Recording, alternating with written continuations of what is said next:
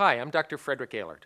The following informational video, provided by St. Jude Medical, will offer you more information on atrial fibrillation.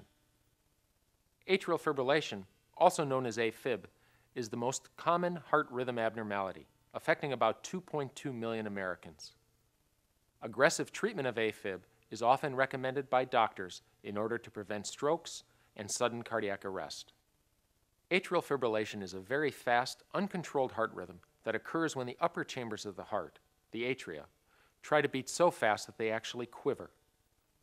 A normal resting heart usually beats between 60 and 100 times per minute. During Afib, the upper chambers beat between 350 and 600 times per minute. Due to the erratic rhythm in the upper chambers, the rhythm of the lower chambers of the heart will also become irregular. Because the rhythm in the upper chambers is not normal, the pumping function of those chambers is compromised and blood is not completely emptied from those chambers. This causes the blood to pool and sometimes clot. If a clot in the atria leaves the heart and becomes lodged in an artery of the brain, it can result in a stroke. Symptoms of Afib include irregular heartbeat, shortness of breath, chest discomfort, weakness, dizziness, and decreased ability to exercise. Heart attack survivors and those with other heart disease are less able to tolerate Afib. There are a number of treatment options for Afib. The first line of therapy usually involves medication.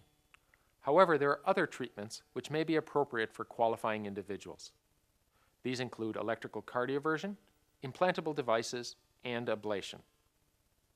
There are two types of electrical cardioversion, external and internal. During external cardioversion, two paddles are placed on the patient's chest that deliver a high-energy shock to the heart, jolting the heart out of Afib and back into a normal rhythm. In a similar fashion, internal cardioversion uses a small wire called a catheter inserted through a vein to deliver a shock to the heart, stopping Afib. An implantable device, such as a pacemaker or an ICD, can be used to pace the heart in certain patterns and stabilize the heart's rhythm to prevent the occurrence of Afib.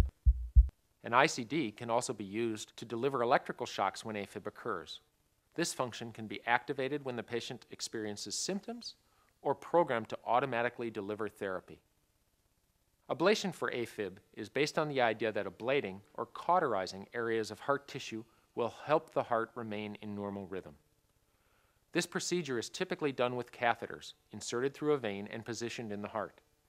It can also be done surgically. During an ablation, an electrophysiologist or a cardiac surgeon pinpoints areas in the heart critical for Afib to occur and ablates or destroys these small areas. As a result, this tissue is no longer capable of conducting or sustaining the Afib. Ablation for Afib is a relatively new procedure, and significant advances in its effectiveness continue to be made. Thank you for watching. This video was created by St. Jude Medical to provide information about atrial fibrillation.